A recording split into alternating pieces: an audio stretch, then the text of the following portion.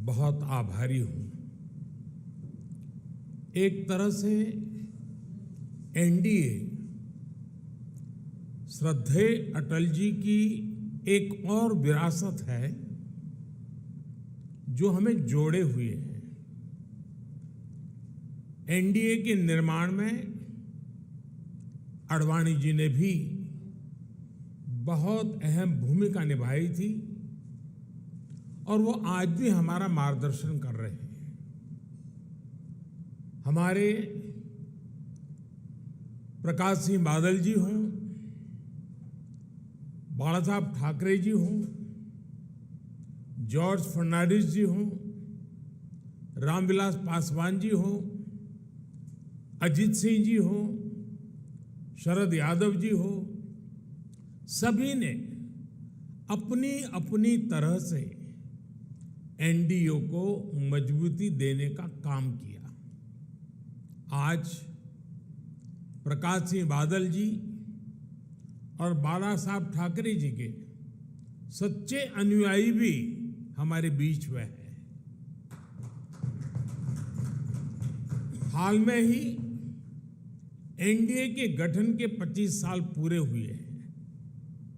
ये 25 वर्ष देश की प्रगति को गति देने और क्षेत्रीय आकांक्षाओं को पूरा करने के रहे हैं। यानी राज्यों के विकास से राष्ट्र का विकास, इस मंत्र को एनडीए ने निरंतर सशक्त किया है। इस यात्रा में जो पुराने साथी रहे हैं, मैं उनका तहे दिल से अभिनंदन करता हूं। भविष्य की यात्रा के लिए जो नए साथी आए हैं, मैं उनका हृदय से स्वागत करता हूं। साथियों, एनडीए के 25 वर्षों की इस यात्रा के साथ एक और सुखद संयोग जुड़ा है। ये वो समय है जब हमारा देश आने वाले 25 वर्षों में एक बड़े लक्ष्य की प्राप्ति के लिए कदम बढ़ा रहा है।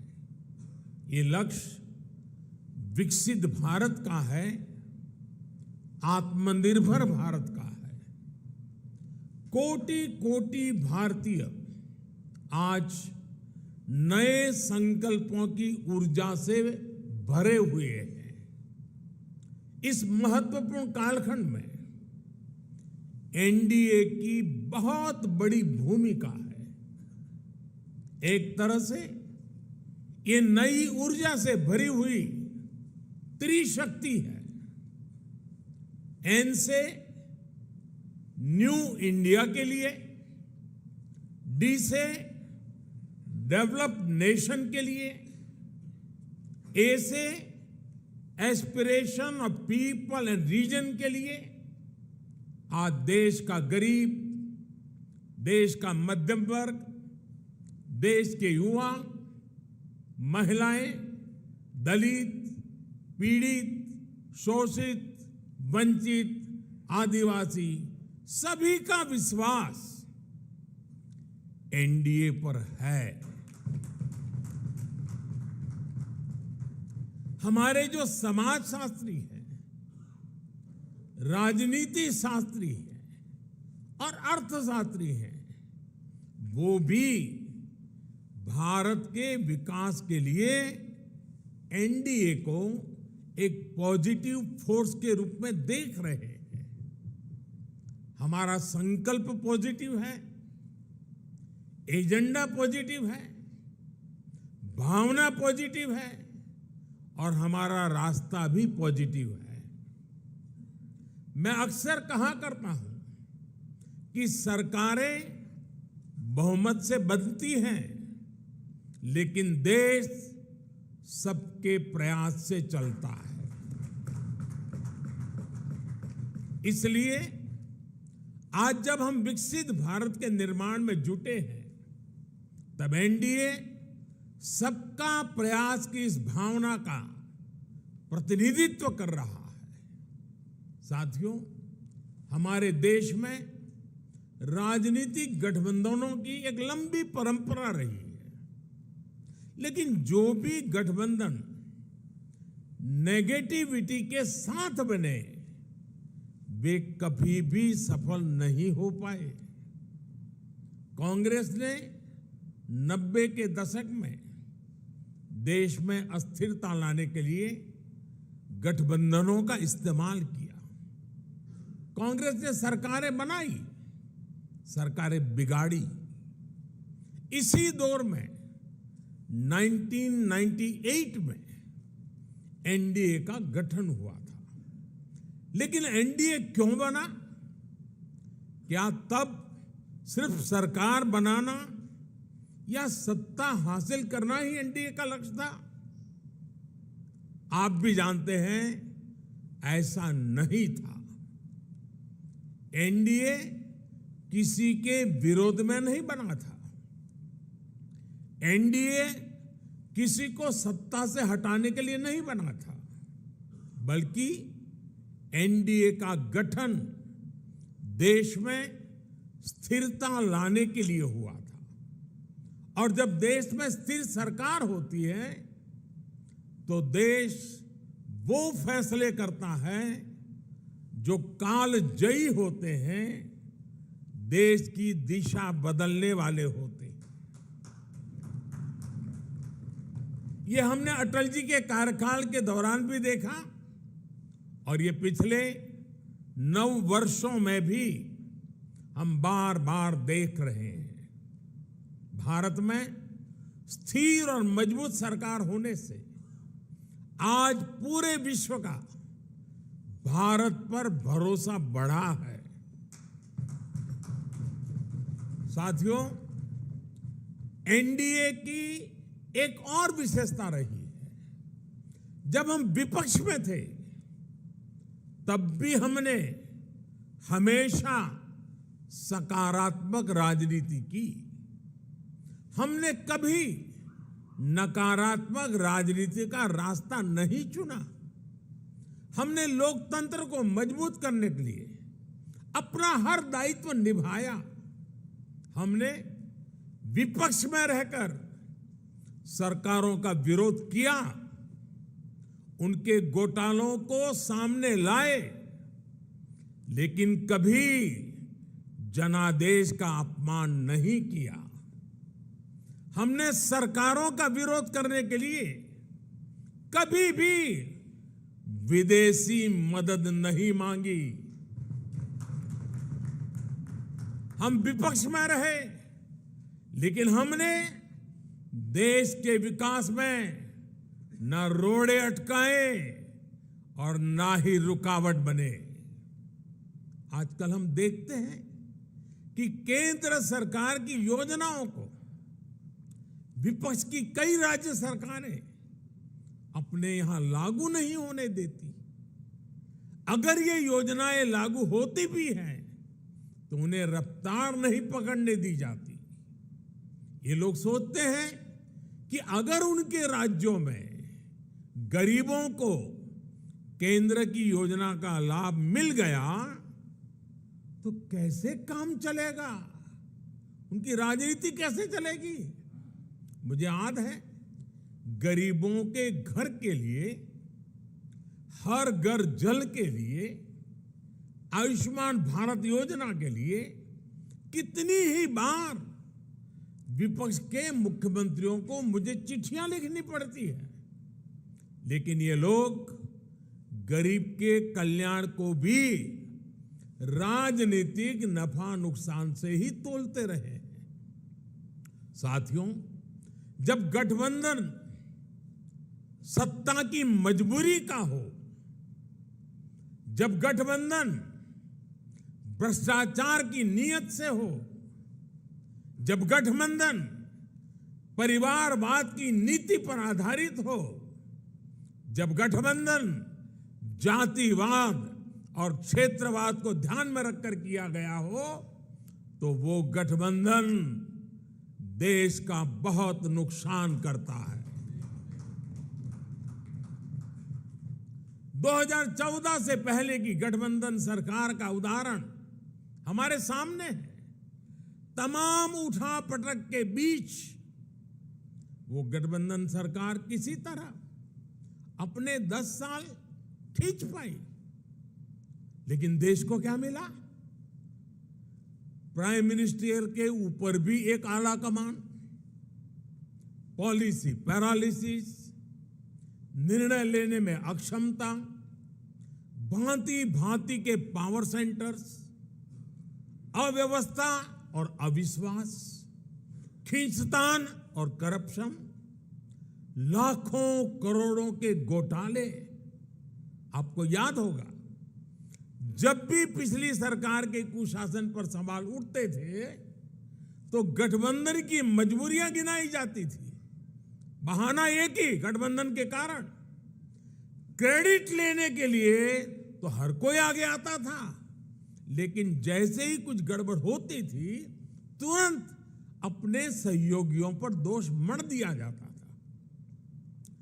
हम सौभाग्यशाली हैं कि एनडीए की स्थिति इससे बिल्कुल विपरीत है, अलग है।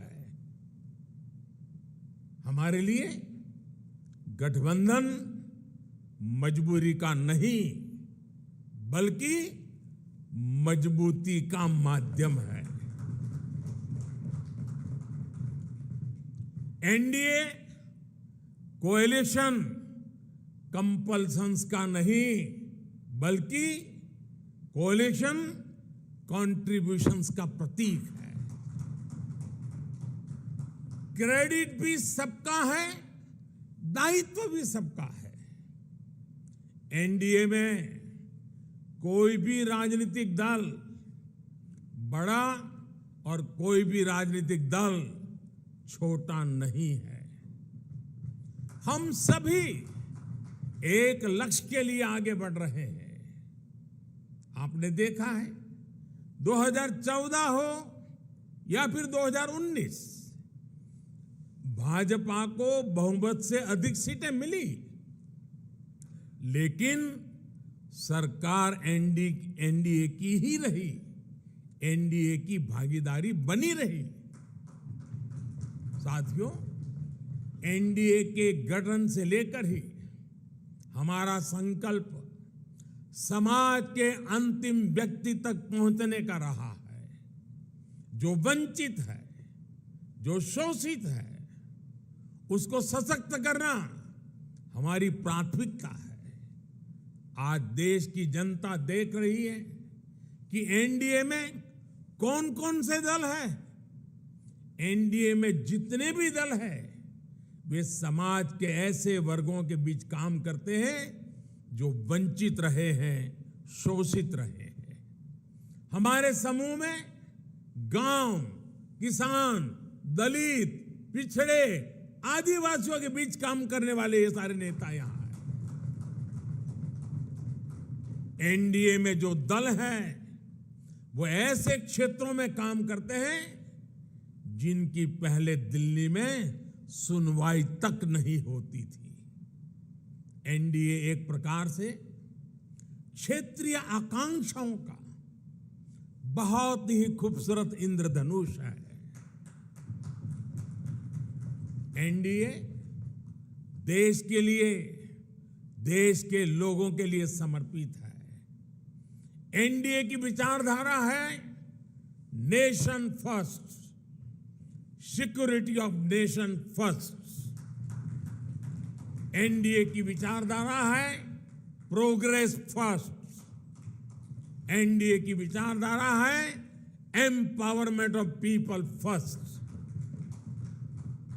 साथियों, आपको याद होगा, एनडीए की बैठक में हमने संकल्प लिया था कि हम देश की गरीबी को गरीबों की ताकत से ही गरीबी को परास्त करेंगे।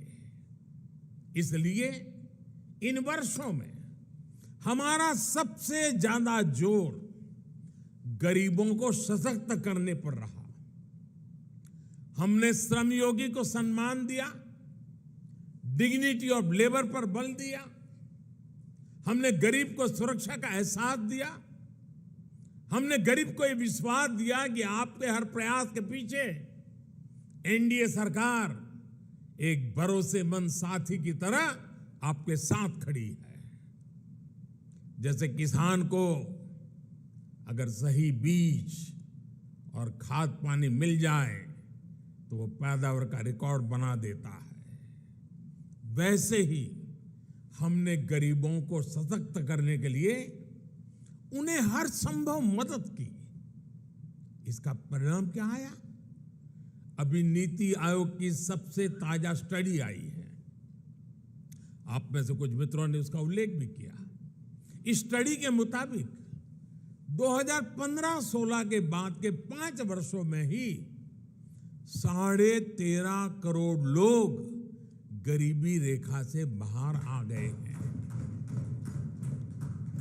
इसके पूर्व वर्ल्ड बैंक की रिपोर्ट के समय सामने आया कि कैसे बहुत कम समय में ही 40-42 करोड़ लोगों ने गरीबी को परास्त किया है।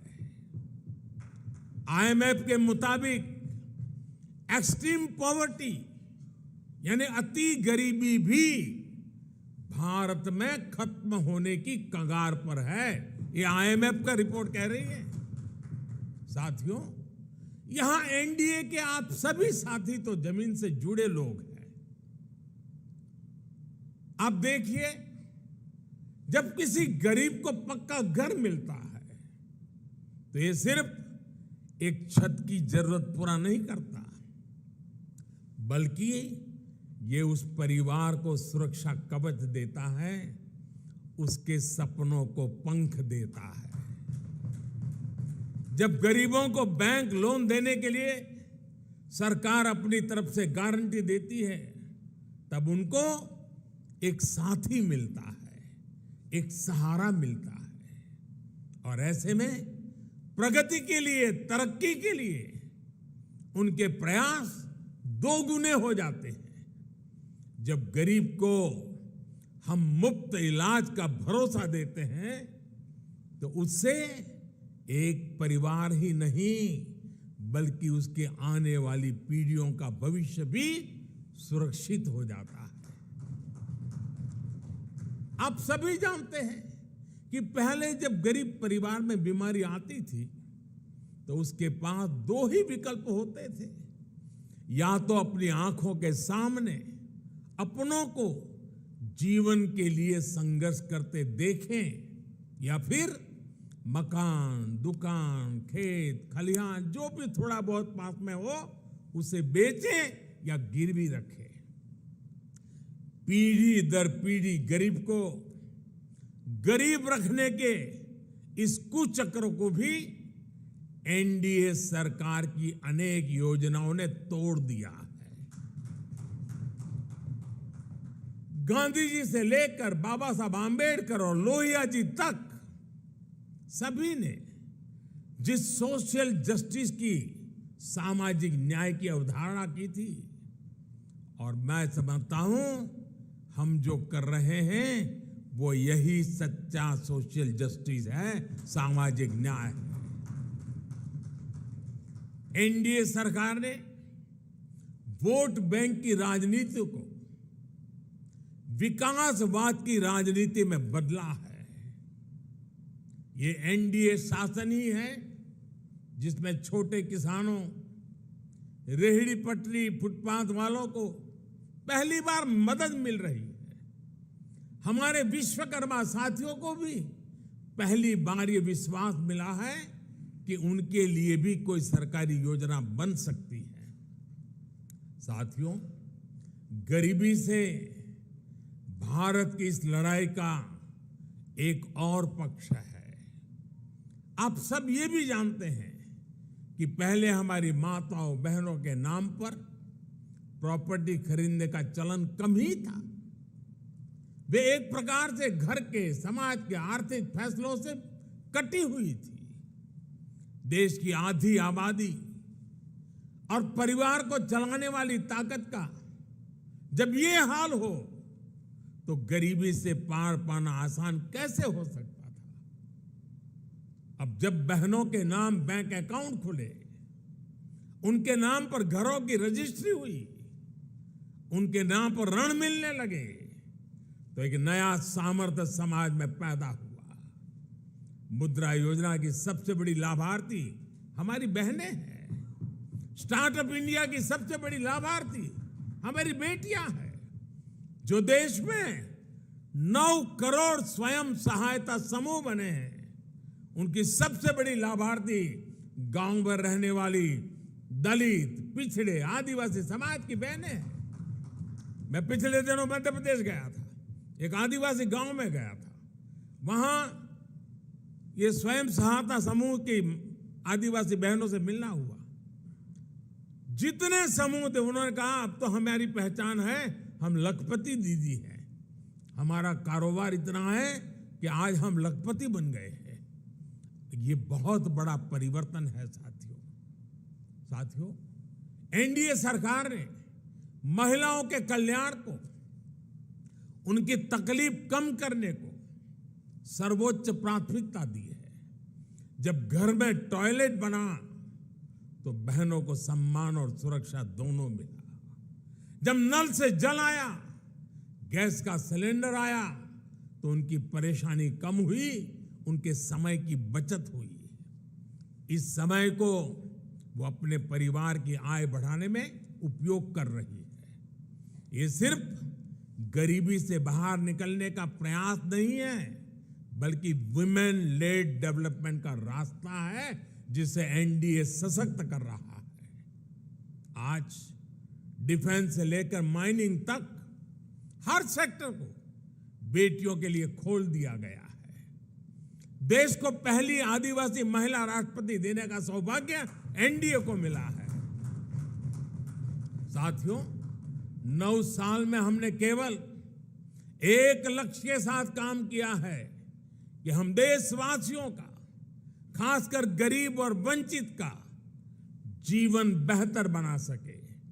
मैं चाहूंगा कि जो लोग एकेडमिक्स से जुड़े हैं, गवर्नेंस स्टडीज से जुड़े हैं, वो इस दिशा में रिसर्च करें।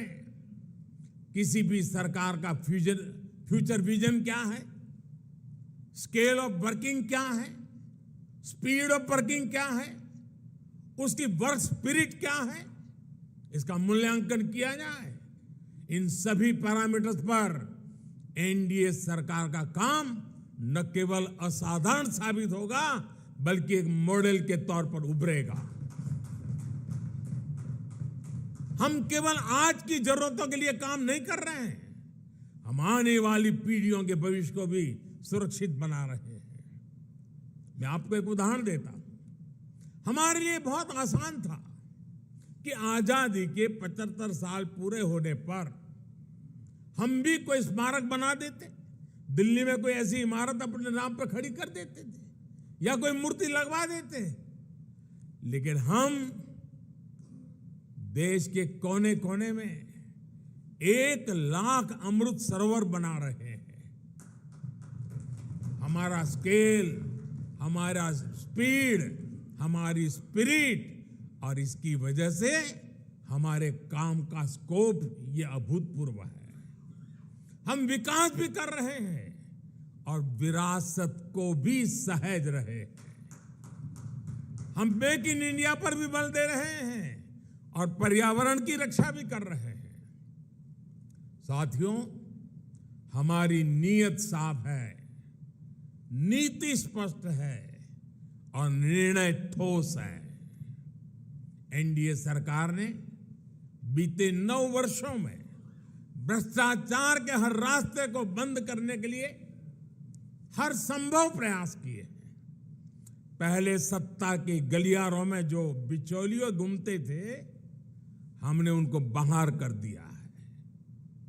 हमने टेक्नोलॉजी की मदद से लीकेज की हर संभावनाओं को दूर किया है।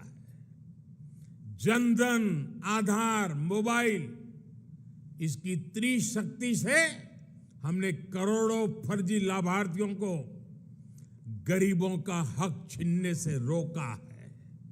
आप सोचिए, देश में करीब करीब 10 करोड़ ऐसे फर्जी लाभार्थी थे जिनका जन्म ही नहीं हुआ था और जिन्हें सरकारी मदद जा रही थी। ये पैसे मेरे किसी गरीब भाई बहन के थे, किसी आदिवासी के थे, किसी पिछड़े और दलित साथी के थे। ये एनडीए सरकार है जिसने गरीब से हो रही इस लूट को बंद किया है। इन 9 वर्षों में 30 लाख करोड़ रुपए, यह आंकड़ा छोटा नहीं है, 30 लाख करोड़ रुपए डायरेक्ट बेनिफिट ट्रांसफर डीबीटी के जरिए सीधे लाभार्थियों के बैंक खातों में पहुंचे। ऐसा करके हमने गरीबों का कम से कम 3 लाख करोड़ रुपया गलत हाथों में जाने से बचाया है। साथियों, लोकतंत्र में राजनीति अलग अलग विजन को देश के सामने रखने का एक माध्यम होती है, लेकिन हर विजन का, हर विचारधारा का मकसद एक ही होता है, गुड गवर्नेंस और देशवासियों की सेवा। पॉलिटिक्स में प्रतिस्पर्धा हो सकती है, लेकिन शत्रुता नहीं होती। आखिरकार हम एक ही देश के लोग हैं, एक ही समाज का हिस्सा है। लेकिन दुर्भाग्य से आज विपक्ष ने अपनी एक ही पहचान बना ली है, हमें गाली देना, हमें नीचा दिखाना। बावजूद इसके हम एनडीए के सभी साथियों ने हमेशा देश को दलों के हित से ऊपर रखा है। हमने राजनीतिक सौहार्द और शालीनता को बनाए रखने के लिए प्रयास किए हैं। ये एनडीए सरकार ही है जिसने प्रणब दा को भारत रत्न दिया, जो जीवन भर कांग्रेस में रहे थे, लेकिन हमें उन्हें ये सम्मान देने में संकोच नहीं किया। ये एनडीए सरकार ही है जिसने मुलायम सिंह यादव, शरद पवार, गुलाम नबी आजाद, तरुण गोगोई, एमसी जमील, मुजफ्फर बेग, ऐसे अनेक नेताओं को जो राजनीतिक दृष्टि से हमारे साथ नहीं है, हमारे खिलाफ है, हमने पद्म सम्मान दिया है उन लोगों को। ये नेता भी कभी बीजेपी या एनडीए में नहीं थे, लेकिन हमने देश सेवा में उनके लंबे योगदान को स्वीकार किया, उसे सराहा, उन्हें सम्मानित किया। लोकतंत्र की ये मूल भावना एनडीए की कार्यशैली में आपको हर जगह दिखेगी। इस समय भारत G20 समिट को होस्ट कर रहा है। इससे जुड़े आयोजन देश के हर राज्य में, हर हिस्से में हो रहे हैं। हमने इन आयोजनों को वेन्यू तय करते समय कभी ये नहीं सोचा कि किस राज्य में कौन सी पार्टी की सरकार है। कोरोना के समय भी मैंने लगातार सभी राज्यों के मुख्यमंत्रियों के साथ व्यक्तिगत संवाद किया, मीटिंग की। कौन मुख्यमंत्री किस पार्टी का है, ये विचार कभी हमारे बीच नहीं आया।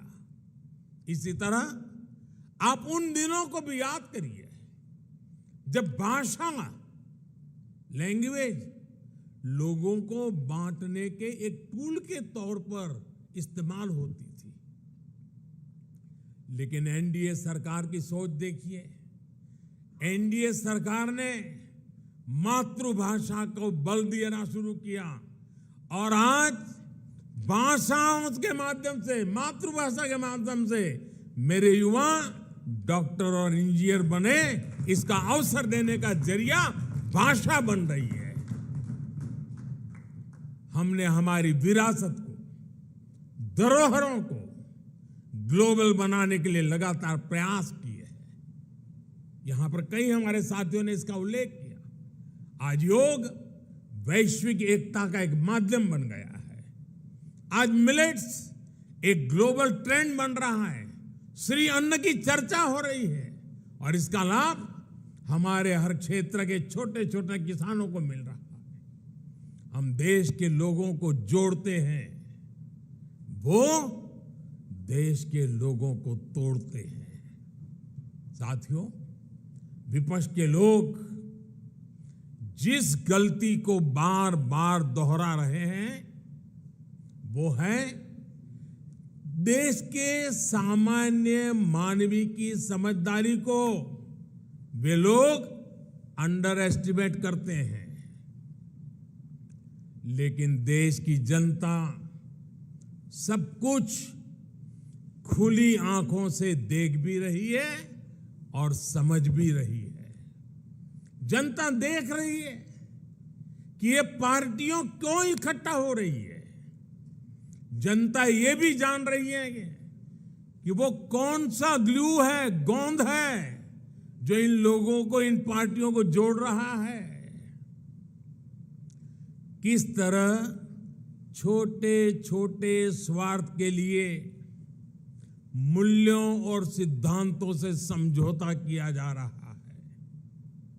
लोग देख रहे हैं कि केरल में लेफ्ट और कांग्रेस एक दूसरे के खून के प्यासे हैं, लेकिन बेंगलुरु में दोनों पार्टियों के नेता हाथ में हाथ डालकर मुस्कुरा रहे हैं।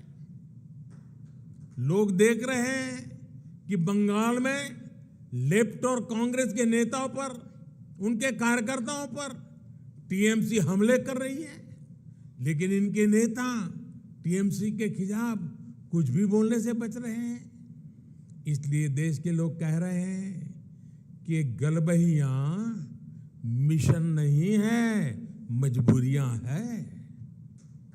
इनकी सच्चाई आपको दूसरे राज्यों में भी दिखाई देगी। नेशनल कॉन्फ्रेंस के नेता और पीडीपी के नेता एक दूसरे को कैसी कैसी गालियां देते हैं। आरजेडी और जेडीयू के लोग कैसे कैसे शब्दों से एक दूसरे को नवाजते थे।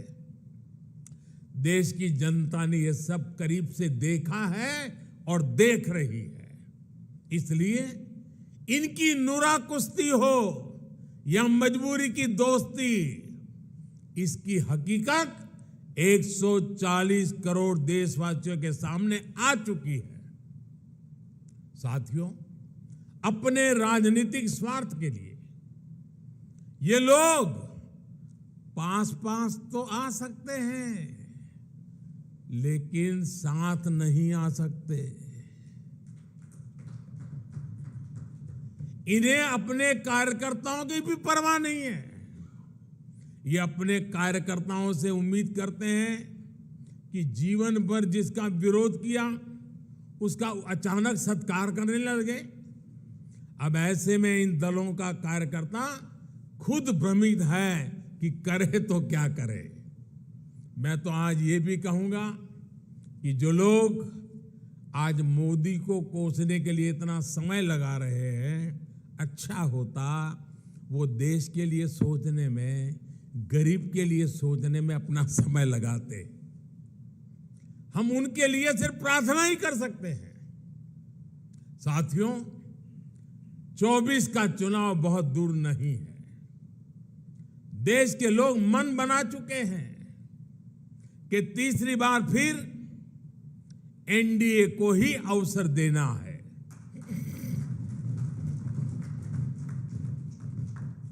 देश का मन आप जानते हैं, लेकिन विदेश का मन भी बहुत कुछ संकेत दे रहा है। आमतौर पर जब भी किसी देश में चुनाव का समय निकट आता है तो उसका बहुत बड़ा असर उसके वैश्विक संबंधों पर भी होता है। हर एक को लगता है कि भाई अब तो चुनाव का वर्ष है, अभी इस सरकार के साथ अभी रहने दो, एक बार चुनाव हो जाए, नई सरकार आएगी तब सोचेंगे। स्वाभाविक है। कोई भी दूसरा देश उस सरकार के साथ जो चुनाव बिल्कुल निकट हो वहां संबंध बनाने से पहले, संवाद करने से पहले 100 बार सोचता है। फॉरेन कंट्रीज हमेशा चुनाव के नतीजों का इंतजार करते हैं। लास्ट ईयर जब होता है तो सोचते हैं कि भाई एक बार चुनाव नतीजा आ जाना तो फिर देखेंगे। जो सरकार जाने वाली होती है उस पर कोई भी देश अपना टाइम और एनर्जी इन्वेस्ट नहीं करना चाहता, लेकिन इस समय भारत का मामला कुछ अलग है। सबको पता है कि हमारे यहां कुछ महीनों में चुनाव होने वाले हैं, फिर भी अनेकों महत्वपूर्ण देश, चाहे अमेरिका हो, फ्रांस हो, ऑस्ट्रेलिया हो, जापान हो, यूएई हो, यूके हो, सब एनडीए सरकार के प्रतिनिधियों को इनवाइट कर रहे हैं। तमाम देश भारत को मान और सम्मान दे रहे हैं। कितने ही देश भारत के साथ बड़े बड़े और वो भी दूरगामी समझौते कर रहे हैं। ऐसा इसलिए क्योंकि वो भी जानते हैं कि भारत के लोगों का भरोसा एनडीए पर है। यानी भारत में जनमत किसके साथ है ये दुनिया के देशों को भी पता है। साथियों, एनडीए का विस्तार सिर्फ संख्या या भौगोलिक विस्तार का नहीं है। ये भारत एनडीए का जो विस्तार है ये हमारे प्रति विश्वास का दायरा भी बढ़ा रहा है। जनता एनडीए की हिस्ट्री और केमिस्ट्री दोनों को देख रही है, तभी तो हमारा गणित भी बड़ी आसानी से जुड़ता है। आप देखिए 2014 में एनडीए को देश ने लगभग 38% वोट दिए थे 2014 में, लेकिन 2019 में हमारे देश सेवा भाव को देखते हुए देश ने हमें 45% वोट दिए।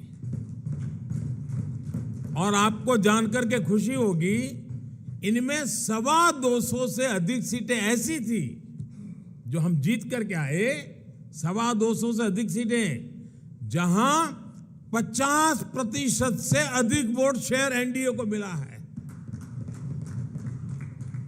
एनडीए का हर सहयोगी जो मेहनत कर रहा है उससे तय है कि 24 में एनडीए का वोट शेयर 50% से भी ऊपर जाएगा।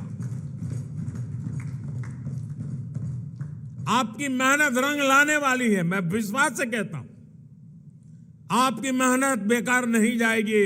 देश की जनता को आपके सबके नेतृत्व पर भरोसा है। पूरे देश में हमारे अनेक साथी एक बड़ी ताकत बनकर उभरेंगे।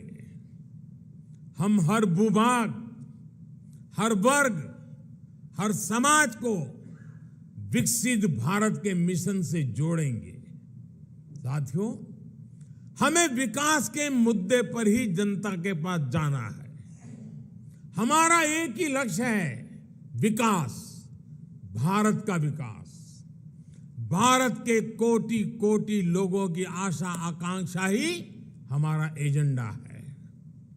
हम पूरी शक्ति लगा देंगे, हम मेहनत करेंगे, ईमानदारी से काम करेंगे और यही हमारी गारंटी है।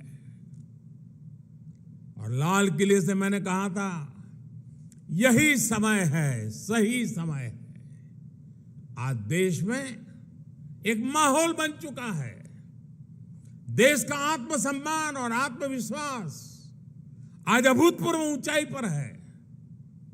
जैसे कोई इमारत बनाने से पहले नींव का निर्माण होता है, वैसे ही पिछले 9 वर्षों में नए भारत की एक मजबूत नींव का निर्माण हो चुका है। इस मजबूत नींव पर हम सभी को नए भारत का, आत्मनिर्भर भारत का, विकसित भारत का निर्माण करके ही रहना है।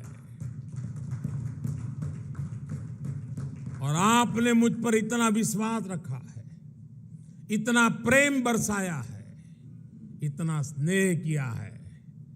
मैं आपको विश्वास दिलाता हूं और आपके माध्यम से मैं देशवासियों को विश्वास दिलाता हूं कि मैं अपने परिश्रम में, अपने प्रयासों में कहीं कोई कमी नहीं रहने दूंगा।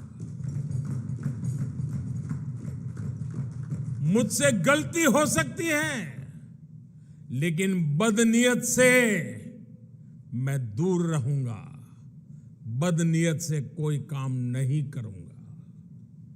और साथियों, मेरा जीवन आप देखते हैं, देश देख रहा है, मेरे शरीर का हर कण, मेरे समय का हर क्षण देश को ही समर्पित है।